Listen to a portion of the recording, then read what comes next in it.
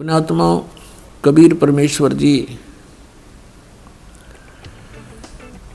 अपनी प्यारी आत्मा को काल के जाल से निकालने के लिए कितना संघर्ष करते हैं। उसके लिए परमात्मा ने ज्ञान को ही आधार बनाया है। इब्राहिम सुल्तान अधम बहुत ही अच्छी आत्मा का व्यक्ति था। परमात्मा की खोज में, अल्लाह की चाह में साधु संतों से बहुत प्यार करता था। उसको जहाँ भी कोई संत मिल जाता या किसी संत की, महात्मा की वो चर्चा सुनता, या तो उसको अपने पास बुला लेता था या स्वयं दर्शनार्थ चला जाता था। अपने आत्माओं काल ने तो ऐसा कर रखा हमारे साथ, ये नकली संत, नकली पंथ और डुप्लीकेट ज्ञान सुना के कि इनको नास्तिक बना दूं।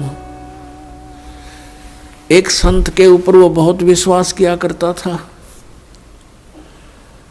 और वो इब्राहिम सुल्तान उस फकीर के पास बहुत ज़्यादा उसके पास जाता था या उसको अपने पास बुलाता था, खूब दक्षिणा दिया करता था और वो एक नंबर का पाखंडी था। एक बार राजा ने, क्योंकि वो बहुत धनी व्यक्ति था, बहुत धनी राजा था, वो जूते जो होते हैं, जूती पहना करते, पहले आप जूते कहने लग गए उन्हें, उन जूते होते थे, जो जूती थी, एक जूती की कीमत 1.25 लाख रुपए थी। उस समय का तो 1.25 करोड़ हो गए एक जूती की कीमत। उस जूतों के ऊपर हीरे, पन्ने, जवाहरात, मोती सब जगह उसमें गठे होते थे। एक उस राजा ने एक अंगूठी बनवाई जो बहुत कीमती थी, सोने की, उसके अंदर हीरे, मोती और ये इस तरह के कुछ नग लगवा रखे थे, बहुत ऊंची, अच्छी, चौड़ी। अब उस संत की वो बहुत आदर करता था, विश्वास किया करता था एक फकीर पर। वो डुप्लीकेट ठग था। उसने राजा की अंगूठी देखी, जूते तो मैं छुपा नहीं सकता, अंगूठी कैसे ले सकता हूँ। उसने वैसी ही अंगूठी एक डुप्लीकेट बनवा ली, पीतल की, मिलती जुलती कती, और राजा से कहा कि राजा आज नौका विहार करते हैं, मेरे साथ चलो। राजा तुरंत तैयार हो गया।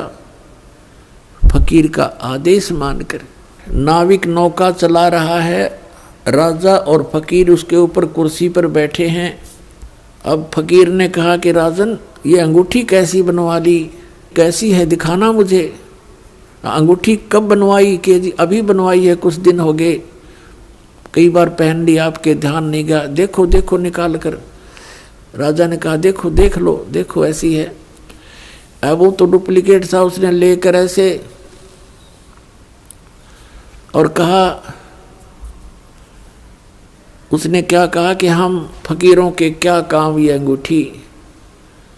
अब वो ओरिजिनल पल देखता रहा और कहा देखो राजा, ये इधर क्यों जा रहा नाविक तू? तो राजा का ध्यान उधर हुआ, वह डुप्लीकेट निकाल ली, वह डाल ली, हाथ में ले ली और कहा राजन, अंगूठी तो बहुत अच्छी है पर साधु संतों के क्या काम की, जल में फेंक दी। अब राजा ने सोचा भाई बड़ा त्यागी बैरागी महात्मा, इसको तो संसारिक धन से भी कोई लगाव नहीं है, और ज्यादा आस्था होगी इसमें। फिर खूब वो दान दे राजा, रो कर नहीं, हमें क्या जरूरत है, हमें क्या जरूरत है, कोई नहीं, दे दे, हम लगा देंगे, इधर भंडारा कर देंगे। अब नाट्य भी ले भी ले। भोली आत्मा जो होती है वो श्रद्धालु, वो केवल अपने स्वभाव का ही प्रयोग करते हैं, सामने वाले की बकवादों पर ध्यान नहीं देते हैं। इसका दुरुपयोग किया इन लोगों ने, नकलियों ने। तो कुछ दिनों के बाद क्या हुआ, फकीर के और चेले की आपस में बिगड़ गई। जिसने अंगूठी बनवाई थी नकली, उनकी आपस में कहा सुनी होगी, बात बहुत बढ़ गई और चेला उससे अक्षुब्ध होकर के उसने मंत्री से संपर्क किया, राजा के मंत्री से, कि ऐसे ऐसे इसने राजा के साथ धोखा किया है, ये धोखेबाज ठग व्यक्ति है। वो अंगूठी जो इसने जल में फेंकी थी वो डुप्लीकेट थी, मैंने इसको बनवा कर दी थी, इसने मेरे से बनवाई थी। ये बात फकीर ने राजा के सामने डरते डरते कही कि कहीं राजा नाराज ना हो जा के साधु संतों के बारे में ऐसे नहीं बोलना चाहिए। राजा इतना विश्वास करता था कि पूछा, वजीर तेरे को किसने बताया है? वो चेला बुलाया कि इस चेले ने बताई है। उस चेले से कहा कि फकीर के बारे में ऐसी बातें करना बच्चा पाप लगता है। उसने कहा, जी मैं कसम खाकर कहता हूँ ये निकम्मा आदमी है, ये भक्त नहीं है, संत नहीं है।